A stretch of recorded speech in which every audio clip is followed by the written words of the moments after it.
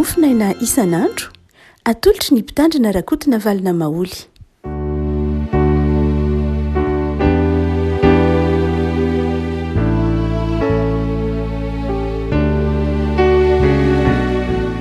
Fahalalana-rahabantsika ry havako tratra ity zoma voalohany volana septambra ity ny mofinaina voalahatra ho antsika dia ny salamo fa 7 salamo fa 7 andiny voalohany ka hatramin'ny fahaenina aminaran'i Jesosy. Ny lanitra mitory ny voninahitr'Andriamanitra ary ny habakabaka manambara ny asan'ny tanany. Ny andro samy miteny amin'ny andro mandimby azy ary ny alina samy manolo-pahalalana amin'ny alina mandimby azy. Tsy misy teny na fiteny nefa tsy reze feony. Efa nivoaka ho any amin'ny tany rehetra ny famolainany ary ny teny dia miatra amin'ny faran'izao rehetra izao. Tranolay ho an'ny masoandro no nataony teo aminy ary ny masoandro dia tahaka ny mpapakabady mivoaka avy ao an-trano fandriany sady mifaly tahaka ny lehilahy matanjaka mihazakazaka amin'ny alehany izy. Any amin'ny faravodilanitra ny fiposahany ary ny alehany dia hatrany amin'ny farany koa ka tsy misy takona amin'ny hafanany. Ray masino manamasinana ny fahamarinana ny teninao ny fahamarinana. Amen. Marina avako malala fa misoatra masina dia mitovy avokoa ny lanjany ary samy mampahery, samy nataon'Andriamanitra ampahery tsika matony menitsika ho soratra masina araka ny tenin'ny Petera hoe ny soratra rehetra dia tarihy ny fanan'Andriamanitra, ny tsindrin'Andriamanitra mba ho fanazavana, ho fantsina, ho fampaherezana. Fa izay mampiavaka ty salamo fa 7 ty avako malala dia mitory ny halehibiazan'Andriamanitra, ny voninahitran'Andriamanitra. Marina fa miteny betsaka ny salamo miteny an'izany fa ity salamo fa 7 ty asa raha mamerina mamaky azy ianao dia ahitany ny akanton'ny filazan'i Davida ny fahatsarany zavaboary, ny fahatsaran'Andriamanitra. Ary lay sary aseho an'i Davida aza amin'ity salamo fa 7 ty dia tena kanto tokoa, maneho ny fahalehibiazan'Andriamanitra, ny lanjan'ny tenin'Andriamanitra, ny voninahitr'Andriamanitra. Ny andininy faharoa zay eto ambany masontsika no entina mampahery anao ny hoe ny andro samy miteny amin'ny andro mandimby azy ary ny alina dia samy manolo-pahalalana amin'ny alina mandimby azy. Io no tena hitanao tokoa fa hoe tsy hoe mpitarika fotsiny Davida na tahaka izany fa tena mpanakanto ary nitsindriny ny tarihy ny fanan'Andriamanitra. Milaza n'izany hoe ny akanton'izany fehezanteny izany, ny andro samy miteny amin'ny andro mandimby azy ary ny alina samy manolo-pahalalana amin'ny alina mandimby azy. Marina loatra tsy de tsotra akory lay hevitra ilay teny, lalina dia lalina raha mamaky salamo 7 dia isan'ny sarotra ny mivoafy azy. Saingy raha tena mamerimberina mamaky azy ianao dia takatrao fa miteny ho anao ity salamo ity, teny mampahery, teny mampitraka, teny mampite-hideran'Andriamanitra. Tsy mahagaga raha toa ka eo amin'ny ataontsika hoe tantaran'ny fiangonana na tantaran'ny fivavahana na tantaran'ny fitaoam-pivavahana mihitsy aza ny tomboty dia betsaka ireo mpamorikira lay fantadaza eran-tany namorikira ny ainga tamin'ity salamo fa 7 ity. Ohatra isan'ireny Jean Sébastien Bach aty amin'ny taona 1770 dia namorona hira lava mikasika an'ity salamo fa 7 ity. Tsy izy ihany, Beethoven aty amin'ny taona 1700 dia namorona hira koa zay tahaka izany koa i de Mondeville zay frantsay dia namorona hira koa tamin'ity raha ity. Fa izay tena fantatritsika, fantatry ny malagasy dia ilay nataony Haydn, ilay nataony Joseph Haydn, io voadika tamin'ny teny malagasy izy io. Niainga avy amin'ilay nataony Haydn momba ny antsoina hoe la création. Adika la création moa fa tsy teny frantsay akory naovany azy fa teny anglisy. Maromaro koa teny anglisy teny frantsay no nanaovany Haydn ity niainga tamin'ity salamo fa 7 ity. Ity ity ataontsika hoe oratorio nataony Haydn ity tena tsara, azonao henona amin'ny amina ataontsika hoe amin'ny YouTube na amin'ny internet na mety efa nananao mihitsy ary somary lavalava izy ity eo amin'ny adiny roa latsaka eo ary tsy voatsela akory zay no namerenan'ireo ataontsika hoe mpanakanto mahay azy a ity atsony hoe la création ity izay volantsika teo nataony Haydn ary nisy apahany tamin'izy io a voadika tamin'ny teny malagasy voadika tamin'ny teny malagasy a izay irainy ireo chorale ireo atokopira maromaro vitsivitsy avanana amin'ny klasika eto amin'ny homme protestante ny lanitra mitory a ny voninahitr'Andriamanitra ary ity ataontsika hoe otsika teo manao hoe ity oratorio zay nataony Haydn ity zay misy apahany otsika teo voadika tamin'ny teny malagasy ary hira-piangonana mihitsy ary satria misy fiangonana anankiray eto Antananarivo a mihira an'io isaky ny alahady fandraisana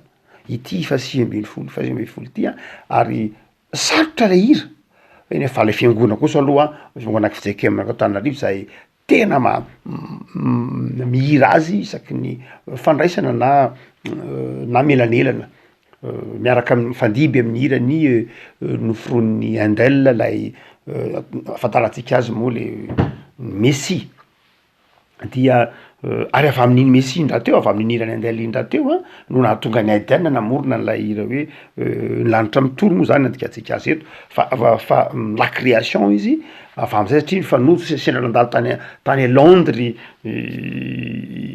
Haydn tamin'ny fotoan'andro a de nanatrika naheno marimarina kokoa lay an'iny hira mikasika ny Messie nataony Handel iny de namorona ity ataontsika hoe oratorio ity izy tamin'ny taona any amin'ny volana latsy diso 5 martsa taona 5 sy 700 tany Vienne no voalohany nanaovany ity ataontsika hoe nanaovan'lay mpamorokira compositeur moa Haydn azy feno ny trano tam'izany fotoana zany feno ny trano tam'izany fotoana zany a ny fanizina tena ny fanizina raha ohatra ka mamaky ataontsika hoe ho an'ireo zay mianatra mozika na mamaky ny tantarany mozika dia tsy mbola nisy tahaka zany nanatrika ity firana ny salamy fa 5 apahany tamin'ny fa 5 ny fanizina ny fanosika ny olona amin'ny farafarany amin'ny 7 taona angambany izay na tahaka zany ny fotoana anaovana an'lisy folakandro ariva teo a dia efa maraina ny olona de efa nilahatra tany Vienne eny ny olona taloha koa moa tia mozika klasika tsy de tena tahaka atsika izao satria mivoatra ny toetrandro mivoatra samy manana ny andro ny araka io teneny teny io eny hoe ny andro de samy miteny amin'ny andro mandimby azy samy manana ny androny samy manana ny zavatra zay fa izao moa zany tsy de tena manaitra ny olona intsony ny ataontsika hoe mozika klasika na tahaka zany fa be de be ny entiny antsony hoe mozika klasika raha toa ka jerena amin'ny fanabeazana de isany ataontsika hoe mitaiza saina mitaiza fanahy mampisy fahatonina mampisy fivelaran-tsaina mahatonga olona manana créativité zao zavatra voapirofo hoe mampivelatra ny créativité mampivelatra ny fahaiza mamorona mampisy fahatonina ny mozika klasika ary hita io afaka rona zao ka hoe amin'ny totanisa tao a dia ny 10 isanjaton'ny olona ny 10 isanjaton'ny olona any Suède any Danemark dia olona tia mozika klasika zany hoe tany protestante mitovy koa ohatra hoe Norvège ary tsy mahagaga raha ohatra ka hoe somary olona mitonitony tavaratra itsika ty Afrika moa zany a itsika ty amin'ny tapany atsimon'ny bolatany de ny mozika atsika hafa mihitsy ny mozika atsika somary mihetsiketsika somary izay samy manana ny kolotsainy moa io mety mozika mihetsiketsika mozika mampifandray kokoa ny antsika mpiarabelona amitsika fa mozika ataontsika hoe klasika dia mampifandray ny olona kokoa amin'ny tenany zany hoe mahatonga ny olona ho feno an'ny tenany misy lafiny ratsy fa mahatonga ny olona anana fahatony tena fahaleovan-tena tsy fiankinan-doha tahaka zany fa mozika atsika ty Afrika kosa de mozika mampisokatra atsika amin'ny hafa mozika tsy atao rery sy ny tahaka zany raha ohatra ka any Japon ny firenena isan'ny tia mozika klasika indrindra dia tsika miresaky so tonjato enatsika sao dia Japon alefsaratsena hoe zany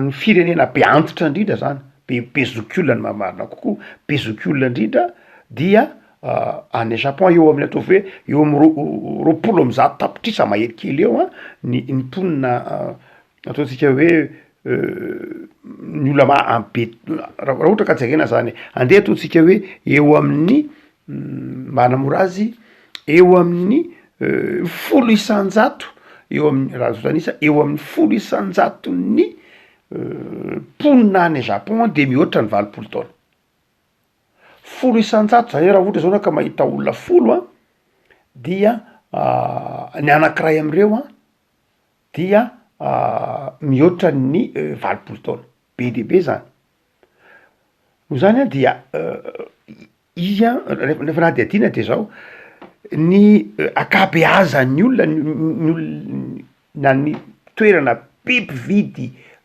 iraka mozika klasika indrindra de any Japon ny antony de azavantsika manao hoe zava-dehibe mitaonantsika mitaonantsika zany hoe randrandray mba miaino ihany mozika klasika marina fa tsy avy hatrany de le mozika klasika ataotsika hoe mety le fa hoana olona maty ihany fa misy mozika klasika zay ataotsika hoe mampisy fahatonina mozika kristianina io mazava ho azy fa avelatsika zany resaka zany zay lazantsika manao hoe ilay ity salamo fa sivy ambin'ny folo ty dia tena nanatoerana mihitsy teo amin'ny fivavahana teo amin'ny hira-pivavahana teo amin'ny litorjia na litorjian'ny fivavahana jiosy io na litorjia kristianina io dia nanatoerana mihitsy izy ary tsy tam'zany ihany fa amin'ny taonjato iainantsika zao raha de mbola betsaka ny miresaka ity salamo fa sivy ambin'ny folo ty otrika teo hoe miresaka momba ny fahariana nataony Haydn fa fantatsika tsara fa tsy Haydn ihany akory no miresaka momba fahariana amin'ity hoe lanitra mitorony voninahitran'Andriamanitra miresaka ny fahariana rehetra fa tsarotsika tsara fa nisy ko mpanao hosodoko antsoina hoe Michel-Ange izay nanao hosodoko na freska rehefa sendra mamangy anao mitsidika n'lay antsoina hoe chapelle Sixtine ao Rome dia misy sary lehibe anankiray ao misy sary sivy fa misy anankiray ao saryn'lay faharianany Adamo de misy sarin'Andriamanitra misy sarina rangaha anankiroa zany eo am'jero zao sarina ndray lehilahy lehibe anankiray de ndray somary lehilahy tanora dia sarin'Andriamanitra sy ny olombelona sy Adama zany lay izy dia misy tanan'Andriamanitra misy tanan'Andriamanitra manatona ny tanany Adama fa ny tanany Adama kosa raha mijery an'lay sary ianao la création ihany dia tanana miavinavina be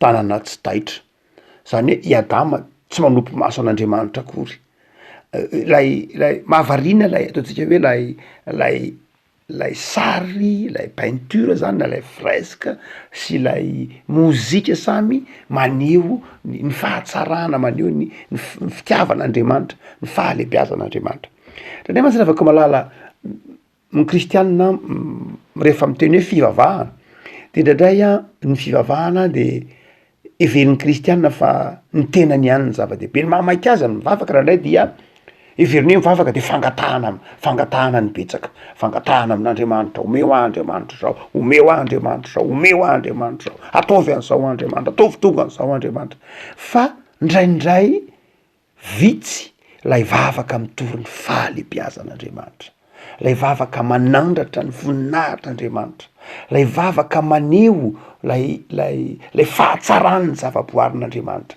any ka tsy mahay makasitraka ny fahatsaran'ny zavaboarin'Andriamanitra de manimba rehefa tsy hitatsika ny fahalebiazan'Andriamanitra de simbatsika ny zavaboarin'Andriamanitra fa ny olona zay ataotsika hoe tany alohatsika dia mahita ny fahalebiazan'Andriamanitra zao efa ny fahalebiazantsika olombelona no hitatsika no ahindrahindratsika satria efa saika feny trano trano isan-karazany lalana migodana trano fitaratra tetezana ny lavabe zavatra zany no hitatsika indraindray de lasa ny fahalebiazan'ny olombelona matetika hitatsika tsy hoe kely akory ny olombelona fa nandray tsy hitatsika ao anatin'izany freharean'ny olombelona izany Andriamanitra fa satria tsy inona moa rehefa mandeha any ambany vohatra ianao rehefa masindra manao ataontsika hoe makarivotra any ambany vohatra eny amoron-dranomasina any Etsaha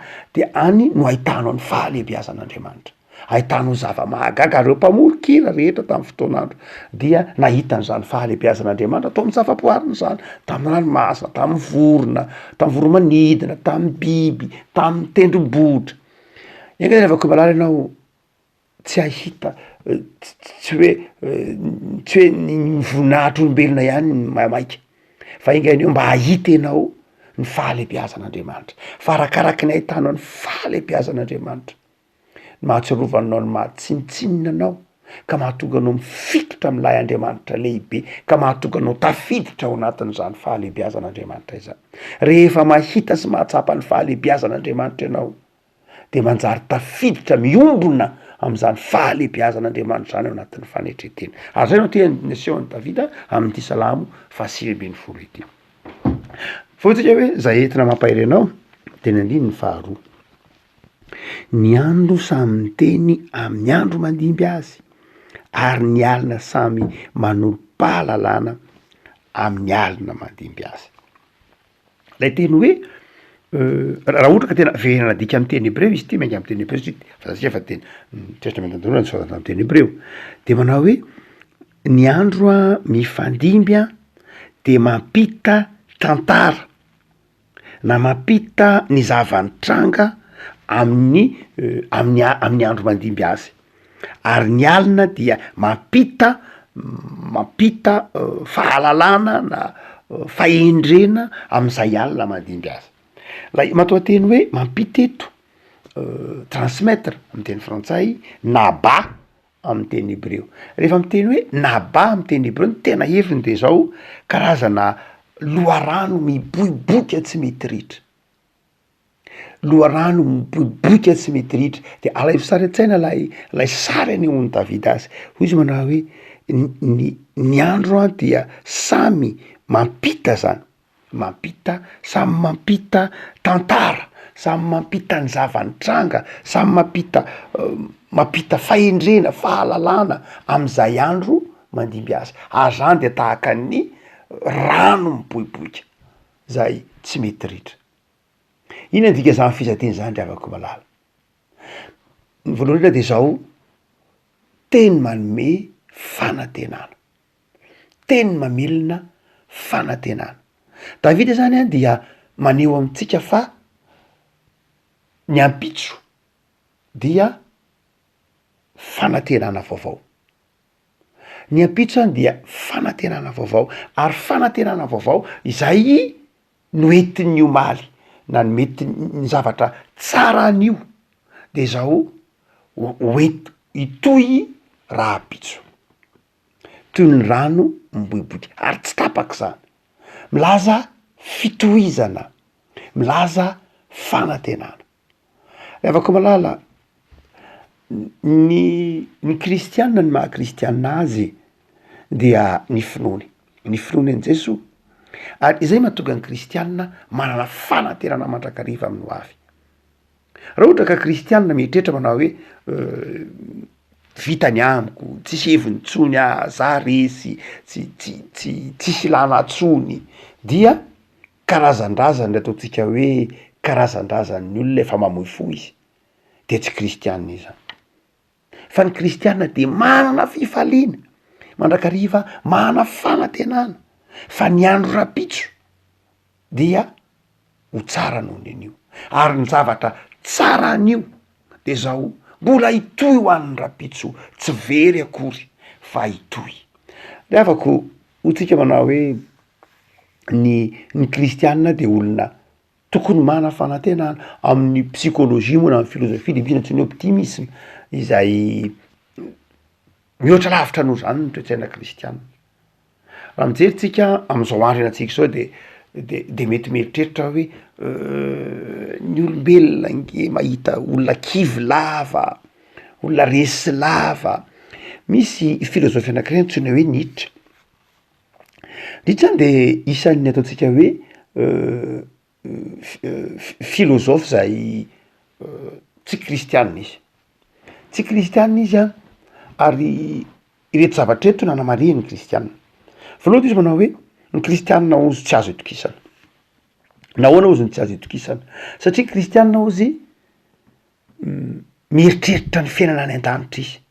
Ataonao ahoana ozy no atoky olona hoe masony any masony any an-danitra, any amina fanjakana hafa ny masony, mieritreritra fanjakana hafa izy de ny fanjakan'Andriamanitra.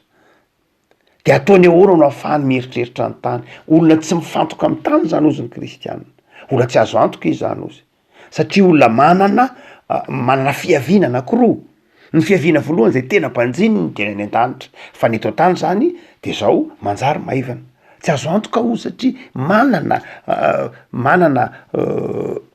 ataontsika hoe nationalité anankiroa izy ozy, de zao ny any an-danitra sy ny eto an-tany. No zany de tsy azo antoka izy ozy izy. Diso zany fomba fitezirana fantatsika loatra. Ary ny faharoa izy de zao ny kristianina dia satria variana loatra mibanjina ny any izy de zao tsy miraharaha izy zany ozy ny zavatra iainany eto ambonin'ny tany.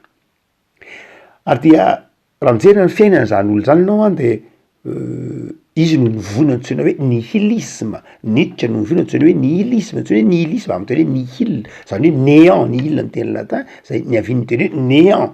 Nihilisme de zao milaza mivony antsoina hoe fahafoanana izy. Ary izay no miresaka mitoetsaina zany zay mifanohitra amin'ny toetsaina kristianina zay manana fanantenana.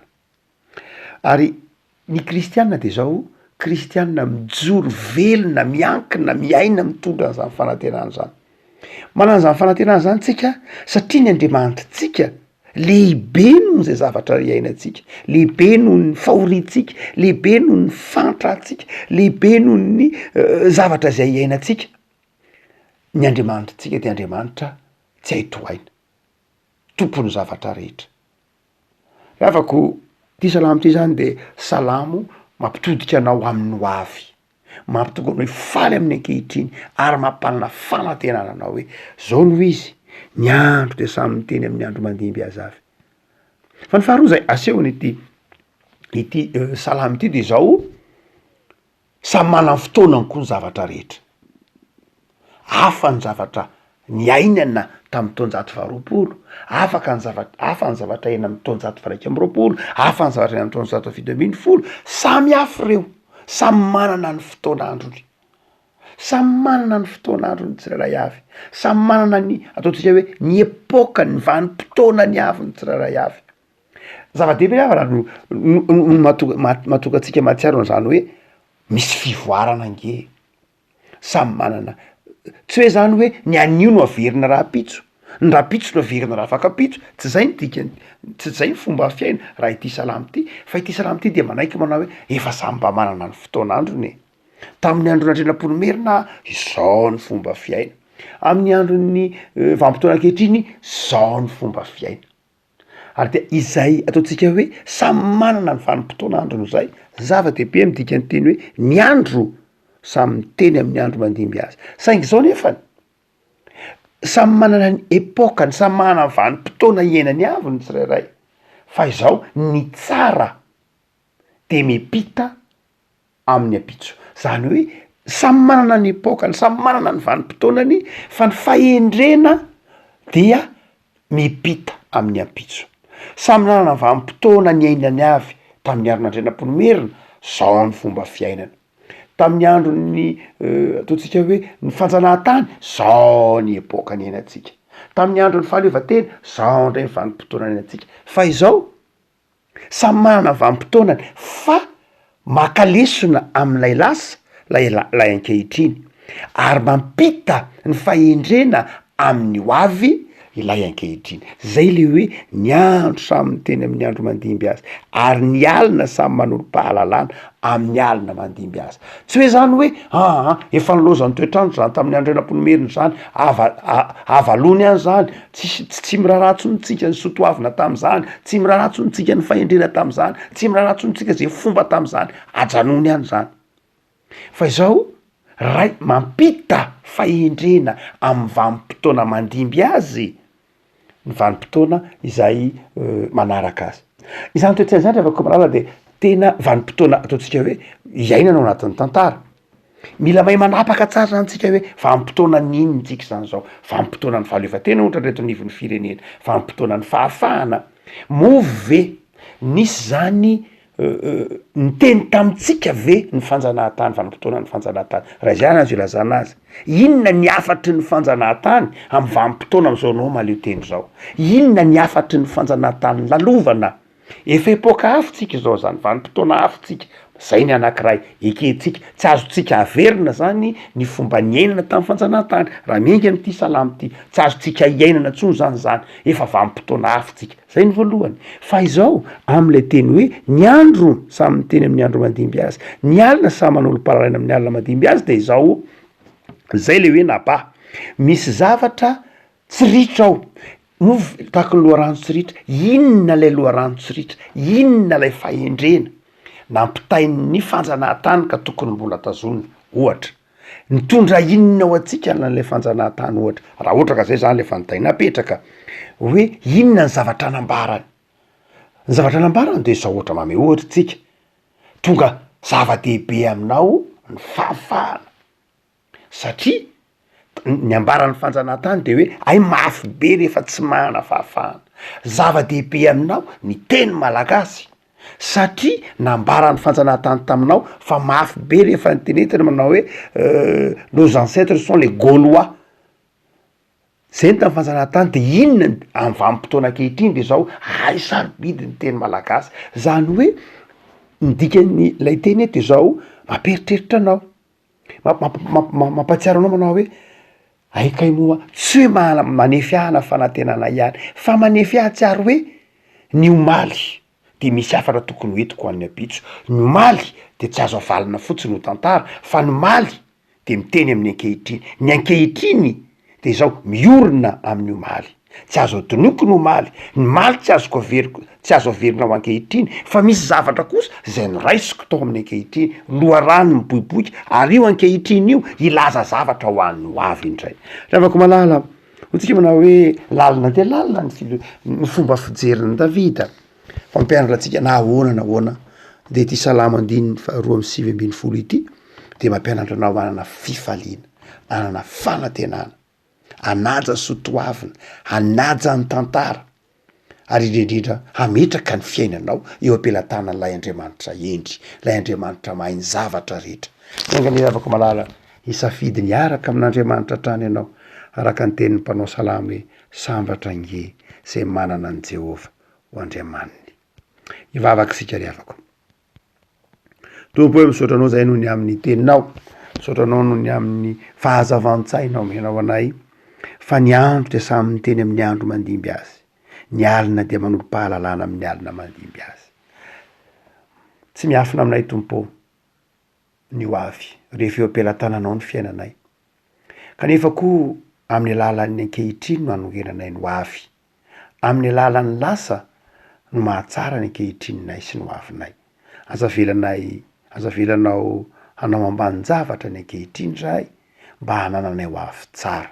Ratovy mahay manorona ny hoavy ao anatin'ny fahatsiarovana, fa miaraka aminay amin'ny ankehitriny koa ianao. Tompo, ataovy mahay mampiasa amin'ny fotoananay zahay, ataovy mahana fahazavan-tsainy zay miaraka aminao Andriamanitra. Mamelà ny elokera toka tsy mahay manome voninahitra anao zahay. Mamelà ny elokera toka tsy hainay ny mahita ny fahatsaranao ao anatin'ny asan'ny tananao sy ny zavaboarinao.